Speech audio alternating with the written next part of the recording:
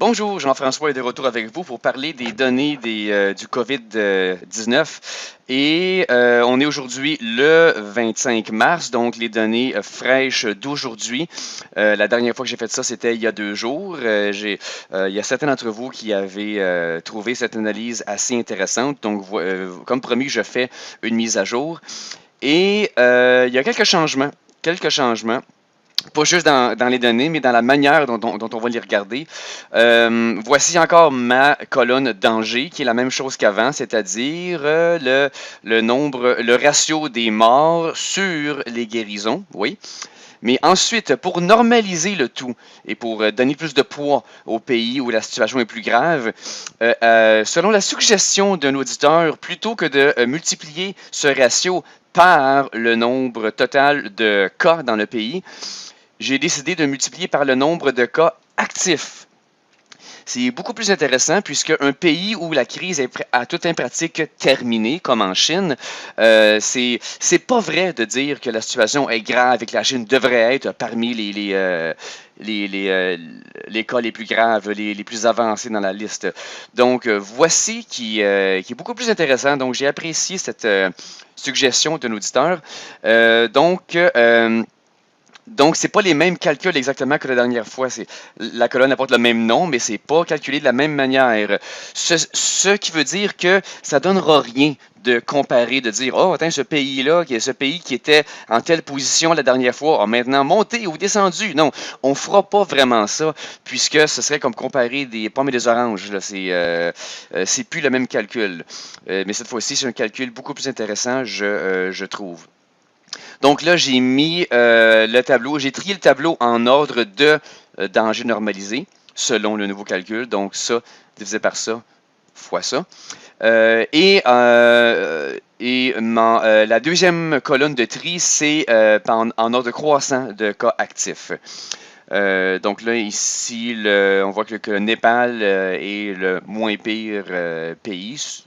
C'est une manière de voir les choses. Et là, on voit tous les pays qui sont encore à zéro. Il y avait des pays qui étaient à zéro avant, donc il y avait 0 mort et qui maintenant en ont quelques-unes, comme on pense à l'Arabie Saoudite qui était, voilà, maintenant, il y a quelques petits morts en Arabie Saoudite, donc, mais le ratio demeure encore très bon, rien d'alarmant là-bas. Donc les choses changent quelque peu pour certains pays. Notre Diamond Princess ici qui est encore en bonne position. Et que dire, le Canada, voyons, il y a quelque chose de très intéressant à dire là-dessus. Il est où? Le Canada, on va juste le chercher. Voilà. Maintenant qui est en 83e position. Ce qui est intéressant, le ratio a beaucoup changé. Avant, c'était 0.045, quelque chose de genre. Là, c'est rendu 0.151. Qu'est-ce qui se passe? Le nombre de morts n'a pas beaucoup changé, mais le nombre de guérisons a changé. Mais attention, il a changé à la baisse. Il a baissé. C'est pas un nombre de nouvelles guérisons, non, c'est le nombre total de guérisons. Comment il a pu avoir baissé? Avant, il était à 320, je crois. C'est pour ça que le ratio a vraiment changé. Et multiplié par le nombre de cas actifs qui est presque pareil comme le nombre de cas total. Donc, notre danger normalisé a vraiment monté.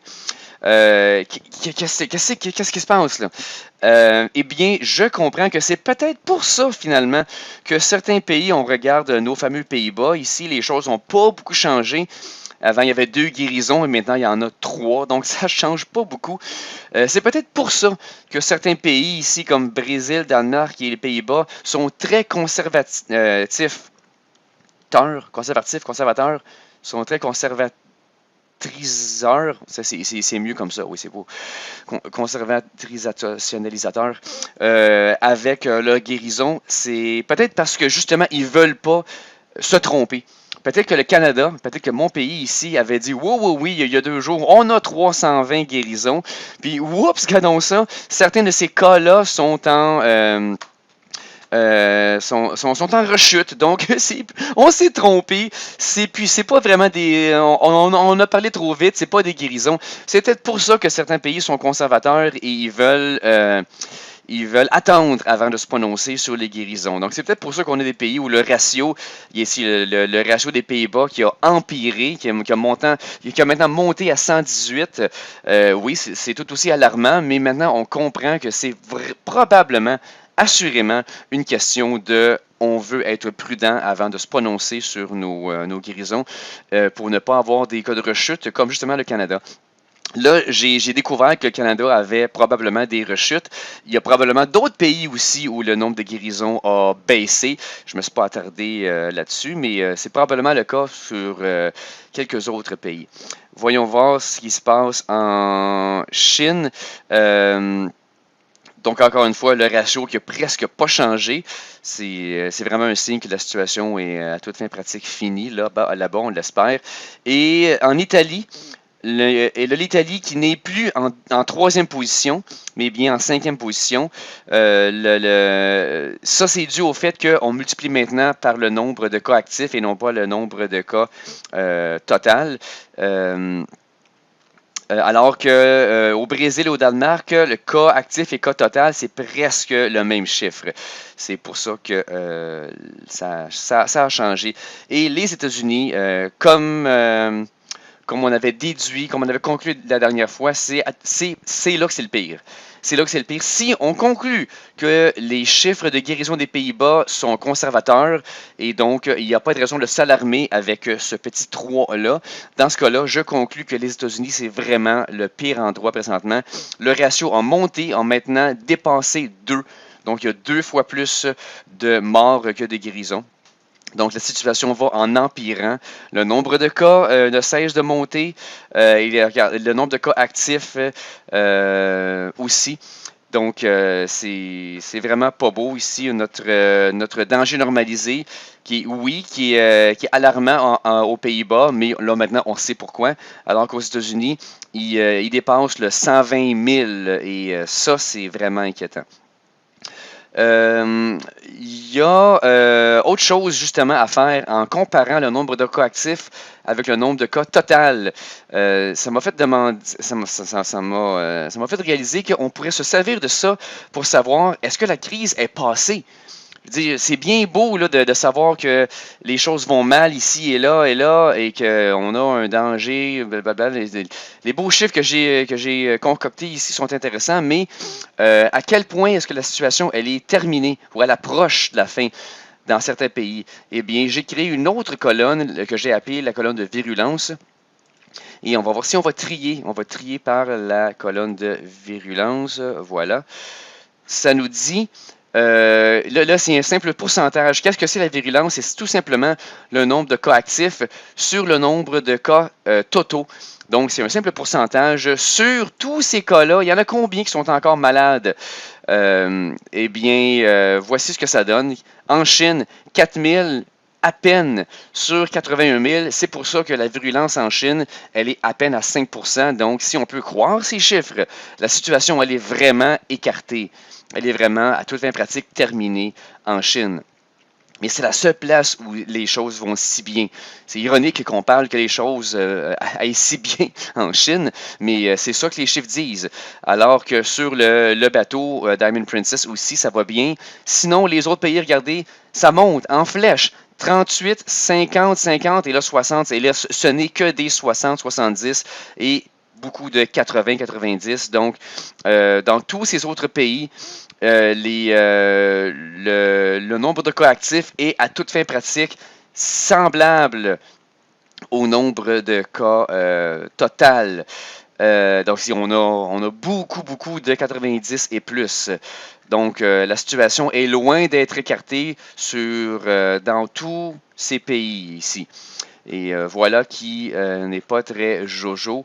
Donc, on a hâte. Et d'ailleurs, l'Italie, elle est où? J'ai aucune idée. On a vu que maintenant, la Chine, même si c'est là que tout a commencé et que c'est pas drôle là-bas, au moins, le pire semble être derrière. Et l'Italie qui est à 78%.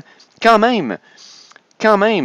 C'est vraiment moins alarmant que dans bien d'autres pays. On dirait qu'eux aussi sont en train de s'en sortir même si c'est horrible ce qui se passe là-bas, ils sont en train de le gérer, on dirait. Alors que les fameux États-Unis sont où? C'est quoi leur pourcentage, eux autres?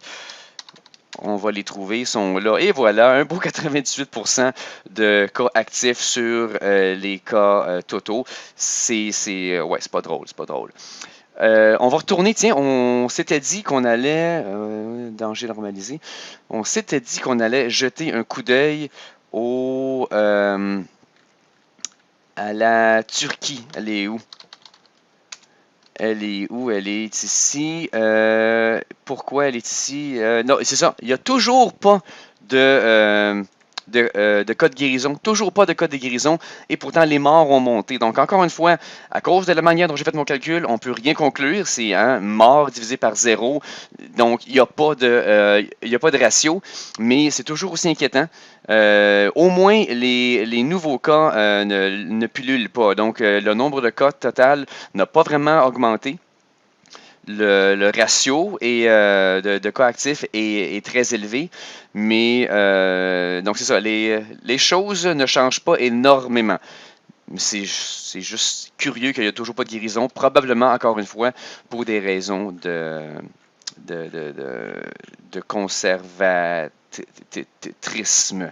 Hey, j'ai du grand succès avec cette famille de mots-là aujourd'hui.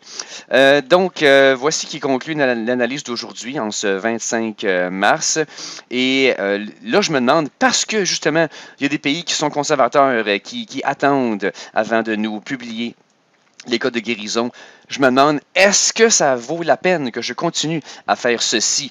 Peut-être ça veut absolument rien dire quand on a des cas comme comme les Pays-Bas ici, où la situation semble alarmante, alors que ce n'est assurément pas le cas. Donc, qu'est-ce que ça donne que je continue de faire ça? Je ne sais pas. Je verrai. Dans 2 ou 3 jours, on verra si les chiffres nous disent quelque chose de moindrement intéressant. Donc, voici ce qu'il y avait à dire aujourd'hui et à la prochaine.